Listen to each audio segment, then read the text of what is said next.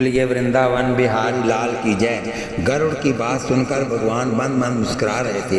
भगवान ने कहा, जब मैंने कह दिया था कि इस लड़की का वर वो होगा जो माता ने पसंद किया है, फिर आपने बीच में क्यों टांग अड़ाई। अब आगे कथा सुनिए।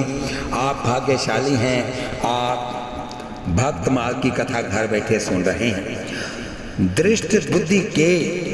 दृष्ट बुद्धि ने एकांत में बैठकर अपने लड़के से पूछा कि तुमने ये भूल कैसे की। मदन सेन ने कहा कि मैंने बिल्कुल वही सब काम किया जो कि आपने अपने हाथ में पत्थर लिखा था, हाथ से पत्थर लिखा था। ऐसा कहकर उसने वह पत्थर पिताजी को दिखा दिया।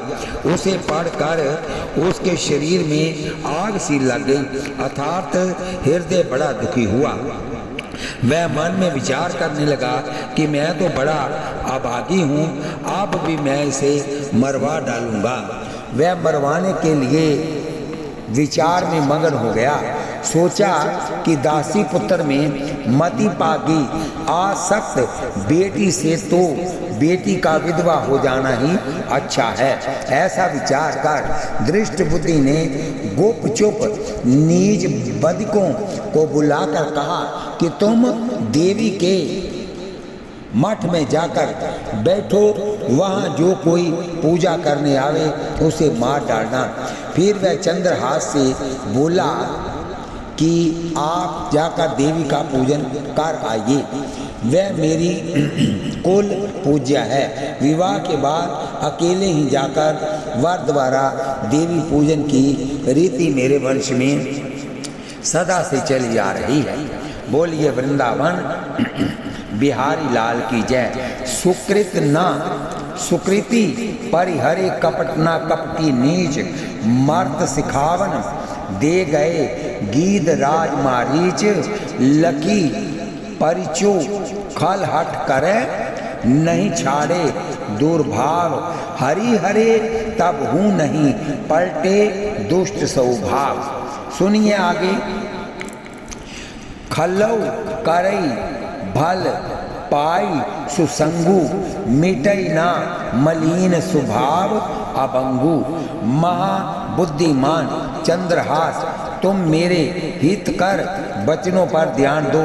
हमारे कुल में विवाह आदि मांगलिक अवसरों पर चंडिका देवी के पूजन की प्रथा है, और तुम अभी विवाह हुआ है तुम्हारा, अतः आज तुम भी संकट से तारने वाली उन भगवती को नमस्कार करने जाओ।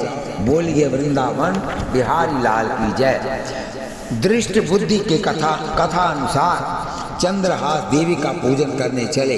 इसी बीच कुंतलपुर के राजा ने सभा में कहा कि मेरे कोई लड़का नहीं है, इसलिए मंत्री के दामाद चंद्रहास को ही राज्य दे दूं। सर्व संपत्ति से निश्चय करके राजा ने मदन सेन से कहा कि तुम शीघ्र ही चंद्रहास जी को जाकर ले आओ, अभी शुभ घड़ी है, फिर ऐसा समय नहीं मिलेगा, इसलिए वह काम अभी कीजिए। ये सुनकर मदन सेन सुख पाकर शीघ्र ही दौड़े। मार्ग में ही चंद्रहास को पाकर प्रसन्न हुए और बोले कि आप शीघ्र ही राज्य सभा में चले जाइए।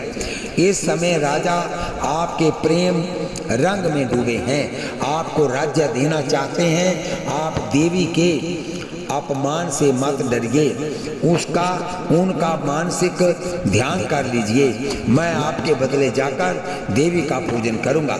ये कहकर मदन सेन देवी के मठ में गए। वहां जाते ही पहले से बैठे हुए बदकों ने उन्हें मार डाला। इधर चंद्रहास जी के राज्य सभा में पहुंचते ही राजा ने कहा कि राज्य लीजिए। उन्हें राज सिंहासन पर बैठाकर राजा ने राज्य अभिषेक कर दिया। सभी लोग सम्राट चंद्रहास की जय जयकार करने लगे। जिस समय चंद्रहास देवी की पूजा करने के लिए प्रस्थान किए, उसी समय कुंतलपुर नरेश अपने पुरोहित गाल्व मुनि को बुलाकर उनसे अपने शरीर की दशा का वर्णन करते हुए कहने लगे कि निस्संदेह मेरी मृत्यु का समय निकट आ गया है, क्योंकि मुझे निकट मृत्यु सूचक बहुत से लक्षण लक्षित हो रहे हैं। अतः आप मुझे ऐसे योग्य पुरुष का निर्देश करें जिसके ऊपर राज्य कार्य भार सौंपकर मैं निश्चिंत होकर कुछ काल तक भगवत भजन कर सकूं। श्री गाल्व जी ने कहा, राजन, श्री ब्रह्मा जी के द्वारा प्राप्त संकेतानुसार मैं यही कहने के लिए आ ही रहा था। अब तो तुम दृष्ट बुद्धि के जामाता चंदनावती नगर के आदिपति श्री चंद्रहास जी को वेद विधि से अपनी कन्या चंपकमालिनी का विवाह कर राज्यभार सौंप कर शेष जीवन भगवत आराधना में व्यतीत करो। द्रोह सुख पाए, इसलिए कि अब अपना बहनोई ही महाराज बनने जा रहा है। भाव ये है कि ऐसे भाव हर समय नहीं होता है। इस समय भाव उमड़ा है, अतः शीघ्र ही वहां पहुंचना चाहिए। कैसा विलक्षण विधि का विधान है कि मृत्यु का उद्यम किया गया, चंद्रहास के लिए मारा गया मंत्री पुत्र मदन ठीक ही कहा है, जाको राखे साइया मार सके न कोई, बाल न बांका कर सके जो जग बैरी होए। जो पे कृपा रघुपति कृपालु की, बैर और की कहाँ सरे, होई न बांको बार भगत को जो कोई कोटि उपाय करे। तके नीच जो मीच साधु की, सो पामर ते ही मीच मरे। वेद विदत प्रहलाद कथा सुनी, को ना भक्ति पथ पाँव धरे। गज उधारी हरि थप्प्यो विभीषण ध्रुव, अविचल कबहू न टरे। अम्बरीश की छाप सुरती करी, अजहूँ महामुनि गलानी गरे। सोंदो कहा जो ना कियो, सयोदन अबुद्ध आपने मान जरे। प्रभु प्रसाद सौभाग्य विजय, यश पांडव ने बरियाई बरे। जोई जोई कूप खनेंगो पर, कह सो सट फिर ते ही कूप परे।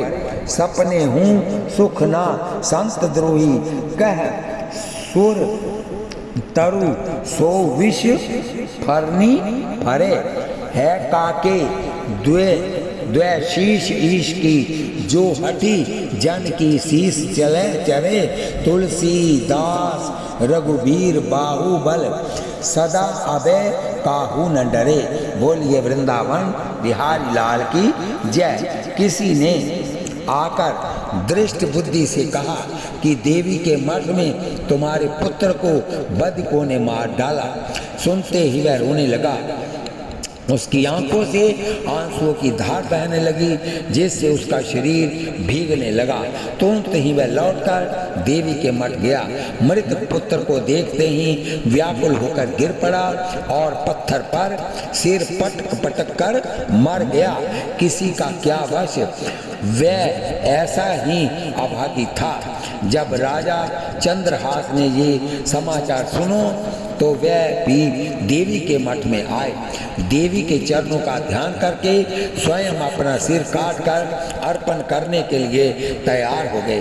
तब देवी ने कहा कि ये दृष्ट बुद्धि तो तुम्हारा द्रोही है, इसे तो क्रोध करके मैंने ही मारा है। चंद्रहास जी ने कहा कि मृत्यु तो मेरी थी, मेरे बदले मदन सेन आए और मारे गए। पुत्र वध शोध कर पिताजी आए और मरे। ये दोनों निरपराध हैं, इसलिए दोनों जीवित हो जाएं। कृपा करके ऐसा वरदान दीजिए। चंद्रहास की प्रार्थना करते ही दोनों जीवित हो गए। दृष्ट बुद्धि को सात्विक की बुद्धि आ गई। भक्त महिमा समझकर दोनों बड़बागी हो गए। बोलिए वृंदावन बिहारी लाल की जय। भागवत विमुख अभागी हैं और विमुख रहने के साथ साथ निंदक द्रोही घातक बड़े अभागी हैं। दृष्ट बुद्धि बड़ा अभागी है। कहने का भाव ये कि जैसे इसने अपने से अपना सिर फोड़कर मृत्यु को प्राप्त किया है, वैसा ही अभागा ये था भी। बोलिए वृंदावन बिहारी लाल की जय। चंद्रहास का देवी पूजन के लिए जाना। कुंतलपुर नरेश का चंद्रहास को बुलाकर राज्य देना, मदन का एवं दृष्ट बुद्धि का मारा जाना एवं मरना, ये सब कार्य संध्या से लेकर कुछ रात्रि बीतने तक के हैं। चंद्रहास को दूसरे दिन प्रातः एक तपस्वी मुनि ने जो जल और पुष्प लेकर देवी का पूजन करने के लिए गए थे, मदन और दृष्ट बुद्धि को मरा हुआ देखकर सूचना दी। बोलिए वृंदावन बिहारी लाल की जय। चंद्रहास के साधु स्वभाव पर संतुष्ट होकर देवी ने दो मनोकामना मनो अभिलाषित वर मांगने को कहा। तब चंद्रहास ने ये वर मांगा। जगत को पवित्र करने वाली देवी, आपको प्रणाम है। माता, मेरा पहला वर तो ये है कि प्रत्येक जन्म में मेरी सदा हरि के चरणों में भक्ति बनी रहे, और दूसरे वर के रूप में मैं ये याचना करता हूँ कि ये मरे हुए दोनों पिता पुत्र जीवित हो जाएं, इसलिए कि परम भागवत चंद्रहास ने अपना मान लिया है। निश्चय ही परम धन्य है वह लोग जिन्हें भगवान और भक्त अपना करके मानते हैं।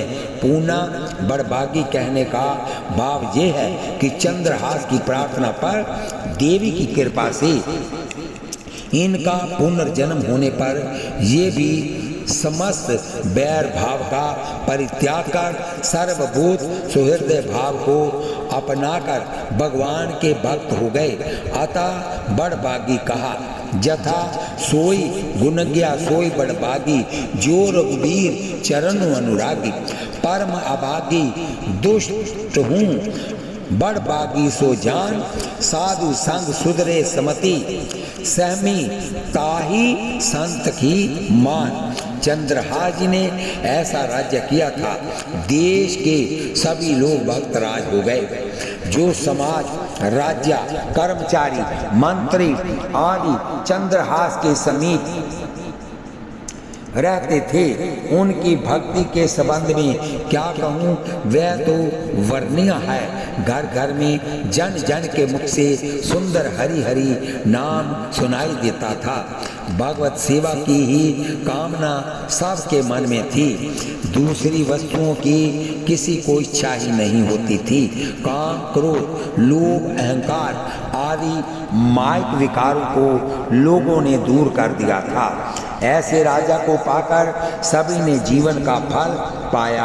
प्रेमवश लोग राजा चंद्रहास को सदा आंखों के सामने ही रखना चाहते थे। राजा चंद्रहास का चरित्र आदि से अंत तक हृदय की आनंदित करने वाला है। प्रातःकाल उठकर पठन स्मरण से हरि भक्ति प्राप्त होती है। ये जैमिनी संहिता में व्यास जी ने लिखा है। अब आगे आइए, राजा धार्मिक हो तो प्रजा धार्मिक होती है, राजा पापी हो तो प्रजा पापी होती है, राजा सम हो तो प्रजा सम होती है, प्रजा राजा का अनुकरण करती है, जैसा राजा होता है वैसी प्रजा होती है। बोलिए वृंदावन बिहारी लाल की जय। इसके लिए एक दृष्टांत सुनिए। एक राजा के दरबार में ज्योतिषी शास्त्र पारंगत एक विद्वान ब्राह्मण रहते थे। राजा अपने समस्त कार्य उनसे पूछकर करता और सफलता भी मिलती। अतः वह पंडित जी का बड़ा आदर करता। अन्य दरबारियों को पंडित जी का ये उत्कर्ष सहा नहीं गया। वह किसी भी प्रकार से पंडित जी को दरबार से बहिष्कृत करने के प्रयत्न में थे। एक दिन राजा ने ज्योतिषी जी से पूछा, पंडित जी, निकट समय में बच्चा देने वाली हमारी गाय और घोड़ी को कौन सा बच्चा होगा? पंडित जी ने गणित करके बताया कि दोनों को बछड़ा और बछेड़ा ही होगा। द्वेषियों ने पंडित जी की बात झूठी करके दंडित कराने के लिए चाल ये चली कि घोड़ी का बछेरा को गौशाला में गाय के पास धर दिया और गाय का बछड़ा गोड़सार में घोड़ी के पास रख दिया और जाकर राजा से शिकायत की कि पंडित जी की बात झूठी निकली, आप भोले भाले हैं, आपको बहकाकर पंडित जी खूब धन मान कमाते हैं। साधारण सी बात में ही परीक्षा हो गई। यदि इनके विश्वास पर कोई बड़ा कार्य किया जाए और विपरीत परिणाम निकला तो कितनी बड़ी हानि होगी। बिना सोचे समझे राजा ने रंज में आकर पंडित जी को अपने राज्य से निकल जाने को कहा। पंडित जी ने 3 दिन की मोहलत मांगी। घर का सामान संभाले, धोबी को धोने के लिए वस्त्र देने गए। इनकी विकल दशा देखकर धोबी ने वस्त्र धोकर नहीं दिया। पंडित जी घबराए। उधर राज कर्मचारी आ धमके। आप तक नहीं जाने का कारण पूछने पर पंडित जी ने धोबी को दोषी ठहराया। धोबी राज दरबार में पेश किया गया। राजा ने धोबी से जवाब तलब किया, तुमने पंडित जी का वस्त्र धोकर क्यों नहीं दिया? धोबी ने आश्चर्य की मुद्रा बनाकर कहा, हजूर, पंडित जी के वस्त्र जल में डालते ही जल गए। राजा ने झुंझलाकर कहा, भला कहीं जल में आग लगती है जो कि वस्त्र जल गए? धोबी ने कहा, तो भला कहीं गाय बछेड़ा और घोड़ी बछड़ा जनती है? जब राजा ही मिथ्या बोलते हैं तो प्रजा कब सत्य बोलने लगी? ये कहकर धोबी ने पूर्वोक्त श्लोक सुनाया। राजा की समझ में बात आ गई। पता लगाने पर षड्यंत्रकारियों के षड्यंत्र का भी भंडाफोड़ हो गया। दंडित हुए और पंडित जी पूर्व से भी अधिक सम्मान पाए। कहते हैं, जो किसी के लिए गड्ढा खोदता है वो उसी में खुद ही गिरता है। बोलिए वृंदावन बिहारी लाल की जय। बोलिए लाडली लाल की जय। वैष्णव राजा बड़े भाग्य से प्रजा को मिलते हैं। राजा प्रजा बहुत मुश्किल से मिलते हैं।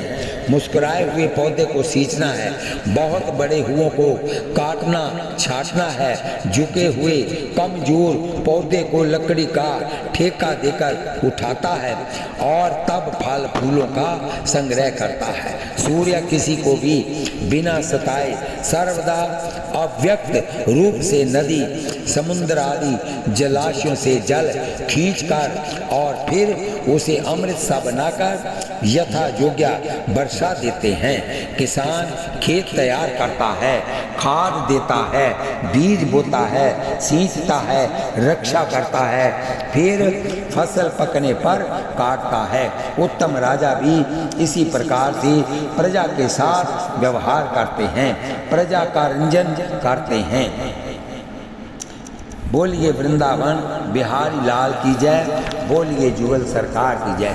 जो मनुष्य भक्ति पूर्वक इस इतिहास को पढ़ता अथवा सुनता है वह इस लोक में नाना प्रकार का सुख भोग कर पश्चात विष्णु लोक में प्रतिष्ठित होता है। जो चंद्रहास की कथा सुनता है, जो मनुष्य चंद्रहास के इस संपूर्ण चरित्र को भक्ति पूर्वक पढ़ेगा अथवा सुनेगा, उसे बल, आयु तथा सदाचारी दाता एवं विष्णु भक्त पुत्रों की प्राप्ति होगी। अंत समय में उसकी भक्ति भगवान श्री कृष्ण के चरणों में सुदृढ़ हो जाएगी, जिससे भगवान वासुदेव भव सागर से उद्धार कर देंगे। श्री युधिष्ठिर जी महाराज का अश्वमेध जग में छोड़ा हुआ घोड़ा जब कुंतलपुर में आया तो तो ये सुनकर कि अश्व के संरक्षण में अर्जुन के साथ स्वयं भगवान श्री कृष्ण भी है, दर्शन की अभिलाषा से श्री चंद्रहास ने अपने पुत्र मकर ध्वज और पद माक्षकुल से घोड़ा पकड़वा लिया और स्वयं सेना से जाकर युद्ध में आ डटे। तब भगवान श्री कृष्ण ने अर्जुन जी को श्री चंद्रहास की भक्ति की प्रशंसा करके उनसे मेल मिलाप करने को कहा। श्री अर्जुन ने चंद्रहास जी का आलिंगन किया। भगवान श्री कृष्ण ने चतुर्भुज रूप से उनको दर्शन दिया। श्री चंद्रहास जी ने अपना समस्त राज्य ऐश्वर्य भगवान के श्री चरण कमलों में अर्पित कर दिया। भगवान श्री कृष्ण ने चंद्रहास जी के ज्येष्ठ पुत्र मकर ध्वज का राज्याभिषेक कर दिया।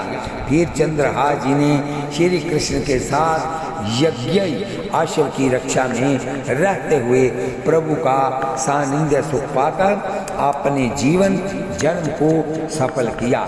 बोलिए वृंदावन बिहारी लाल की जय। श्री नाभा जी के कौशारव नाम से जिनका वर्णन किया है वह परम श्रेष्ठ ऋषि मैत्रेय जी हैं। परम धाम जाने से पूर्व जब भगवान श्री कृष्ण उद्धव जी को उपदेश दे रहे थे उस समय मैत्रेय जी भी वहीं उपस्थित थे।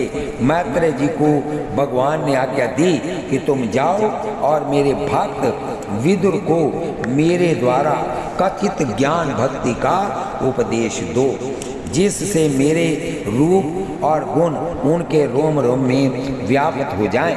मैत्रेय और विदुर जी का संवाद श्रीमद् भागवत के तीसरे स्कंद में वर्णित है। प्रेम की ध्वजा फहराने वाले भक्त चित्रकेतु का चरित्र भी श्री भागवत में प्रसिद्ध है। शंकर जी का अपमान करने पर उन्हें दैत्य योनि प्राप्त हुई, फिर भी उनकी भक्ति ज्यों की त्यों रही। अक्रूर जी और ध्रुव जी ये सभी बड़े बड़े भक्तराज हुए। उद्धव सरीखे भगवान के प्यारे भक्तों की कथा संसार में सर्वत्र प्रसिद्ध है।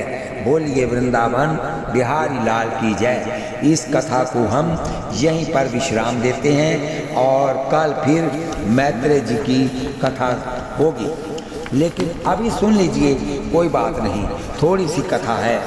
एक बार भगवान वेद व्यास जी कहीं जा रहे थे।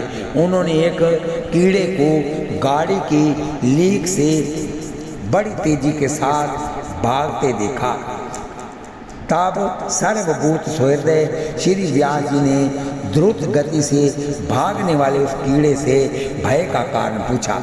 उसने कहा, हे महामुनीश्वर, एक बहुत बड़ी बैलगाड़ी इधर से इधर ही आ रही है, कहीं मैं इस गाड़ी से कुचल न जाऊं, अतः इस अत्यंत दारुण दुख से अपनी रक्षा करने के लिए मैं यहाँ से भागा जा रहा हूँ। व्यास जी ने कहा, कीट, तुम्हें कहाँ सुख है? मेरी समझ में तो तुम्हारा मर जाना ही तुम्हारे लिए सुख की बात है।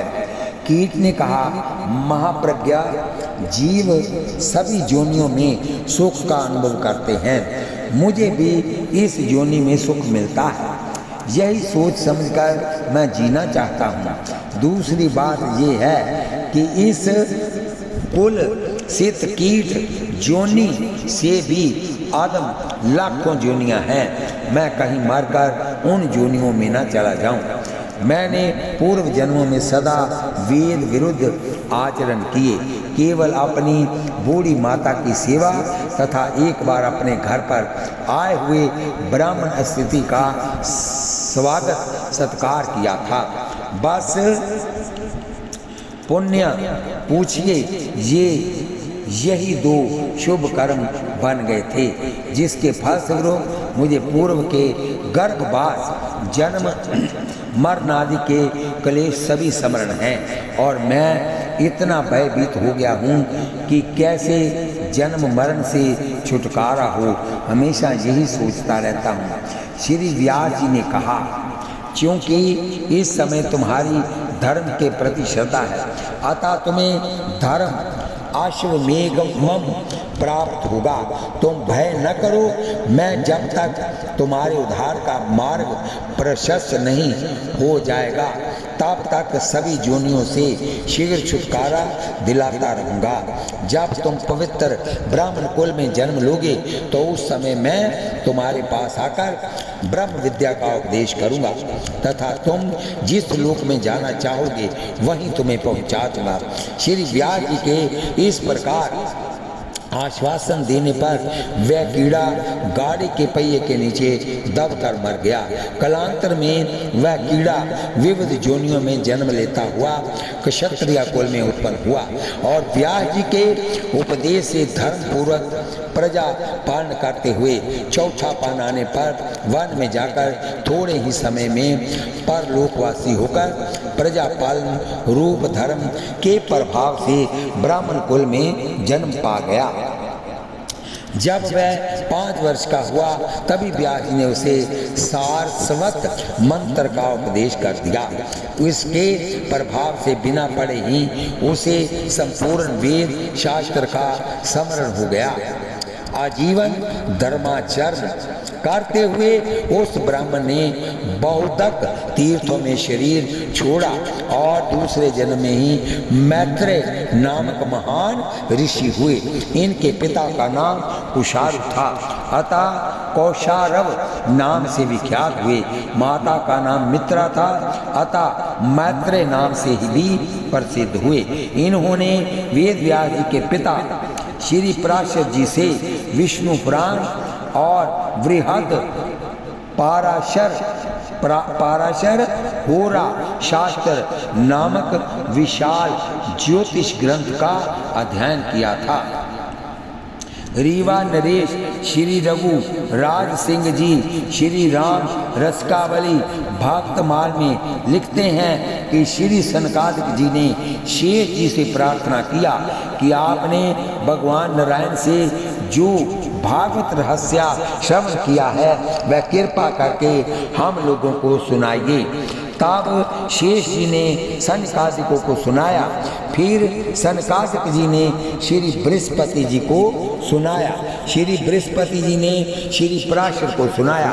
श्री पराशर जी भागवत का अधिकारी श्रोता ढूंढ रहे थे तो उन्हें श्री मैत्रेय जी उपयुक्त जचे। फिर विचार आया कि केवल अनुमान ही पर्याप्त समझना ठीक नहीं, परीक्षा भी कर लेनी चाहिए। फिर तो जब श्री मैत्रेय जी आपकी सेवा में श्री भागवत पढ़ने के लिए उपस्थित हुए तो श्री पराशर जी उनसे सुवर्ण लाने को कहा। श्री मैत्रेय जी आज्ञा शिरोधार्य कर स्वर्ण लेने के लिए चल पड़े। मार्ग में विचार करते हैं कि लोक भाषा में स्वर्ण सोना को कहते हैं, परंतु सोने में कलयुग का निवास होता है, समस्त दोषों का भंडार है और गुरुजी इस बात को जानते हैं। अतः गुरुजी का स्वर्ण धातु से अभिप्राय नहीं हो सकता, निश्चय ही पारमार्थिक स्वर्ण भगवान से ही तात्पर्य होगा। बोलिए वृंदावन बिहारी लाल की जय। फिर तो श्री गंडकी शिला शालग्राम जी का सुंदर स्वरूप लेकर श्री पराशर जी के पास आकर बोले, गुरु जी स्वर्ण ले आए।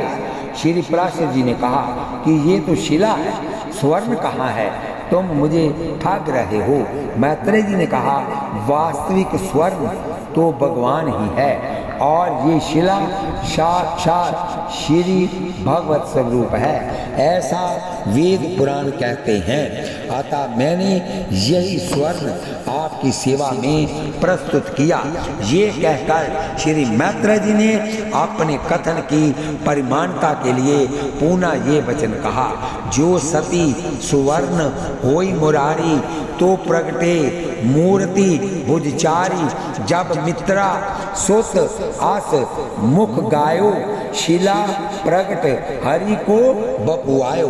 ये देखकर श्री पराशर जी ने मैत्रेय जी को हृदय से लगा लिया और उन्हें परम अधिकारी जानकर श्रीमद् भागवत पुराण पढ़ाया। परम धाम जाते समय भगवान श्री कृष्ण ने जब उद्धव जी को परमार्थ का उपदेश किया था तो श्री मैत्रेय जी वहाँ वर्तमान थे। भगवान ने उपदेश के अंत में श्री मैत्रेय जी को आज्ञा दी थी कि इस परम गुह्य ज्ञान का उपदेश महात्मा विदर जी को भी देना। श्री उद्धव जी के द्वारा ये भगवदापदेश सुनकर श्री विदुर जी ने हरिद्वार में जाकर श्री मैत्रेय जी का दर्शन किया और उससे भगवत ज्ञान का श्रवण किया। भगवान के परम मंगलमय गुणों की महिमा वर्णन करते हुए मैत्रेय जी कहते हैं कि महापुरुष का मत है कि पुण्य श्लोक शिरोमणि श्री हरि के गुणों का गान करना ही मनुष्य की वाणी का तथा विद्वानों के मुख से भागवत कथामृत का पान करना ही उनके कानों का सबसे बड़ा लाभ है। श्री कृष्ण के गुणों का वर्णन एवं श्रवण अशेष दुख राशि को शांत कर देता है। फिर यदि हमारे हृदय में उनके लिए उनके चरण कमल की रज के सेवन का प्रेम जग पड़े तब तो कहना ही क्या है। संसार में पशुओं को छोड़कर अपने पुरुषार्थ का सार जानने वाला ऐसा कौन पुरुष होगा जो आवागमन से छुड़ा देने वाली भगवान की प्राचीन कथाओं में से किसी भी अमृतमयी कथा का अपने कर्णपुटों से एक बार पान करके फिर उनकी ओर से मन हटा लेगा। विष्णु पुराण सुनाने के उपरांत श्री पराशर जी ने इनसे कहा कि तुम इस पुराण को कलयुग के अंत में शीनिक को सुनाओगे। इससे सिद्ध होता है कि ये चिरंजीवी हैं और अब भी किसी न किसी रूप में इस धराधाम पर विद्यमान हैं। ये हमेशा प्रभु प्रेम में मग्न रहते हैं और इनकी ग्रीवा आनंद भार से झुकी रहती है। जयति हरि मित्र जग मित्र मित्रा सोवन ऋषि परवर जोग निधि तत्वदर्शी ज्ञान वैराग्य श्री भक्ति दाता तथा सिद्ध वक्ता सदा रंग बरसी मोह मद को कोहावर्ण में परे जीव जंजाल जंगल ना छाड़े सो कृपा आप करो भक्त पथ अनुसरो मोह माया अमंगल न मांडे। बोलिए वृंदावन बिहारी लाल की जय, बोलिए लाडली लाल की जय, बोलिए जुगल सरकार की जय। श्री कृष्ण गोविंद हरे मुरारी हे नाथ नारायण वासुदेव। इस कथा को हम यहीं पर विश्राम देते हैं। आगे कल फिर कथा होगी श्री चित्रकेतु जी की। आप भाग्यशाली हैं, आप घर बैठे श्री भक्तमाल की कथा सुन रहे हैं। कथा सुनते वक्त हाथ में माला लीजिए, जीवा से नाम जपिए, आंखों से दर्शन कीजिए और कानों से कथा सुनिए और भगवान के चित्रपट को देखते देखते कथा सुनिए ताकि उनकी छवि आपके हृदय में छप जाए और जब भी आंख बंद करो भगवान आपके सामने ही हों। बोलिए वृंदावन बिहारी लाल की जय। माताएं बहनें भाई बंधु आशीर्वाद के रूप में इस कथा को सब्सक्राइब लाइक शेयर करें। शेयर की हुई आपकी कथा यहाँ तक जाएगी, जो लोग सुनेंगे उनको आधा पुण्य आपको भी प्राप्त होगा। बोलिए वृंदावन बिहारी लाल की जय। माता बहनें सब्सक्राइब तो एक बार और लाइक भी एक बार ही होता है और शेयर जितनी बार मर्जी कीजिए। इस कथा को आप आगे आगे अपने रिश्तेदारों नातेदारों तक पहुंचाएं ताकि इसका फल आपको भी प्राप्त हो। बोलिए वृंदावन बिहारी लाल की जय, बोलिए जुगल सरकार की जय। श्री कृष्ण गोविंद हरे मुरारे, हे नाथ नारायण वासुदेव। श्री कृष्ण गोविंद हरे मुरारे, हे नाथ नारायण वासुदेव। बोलिए वृंदावन बिहारी लाल की।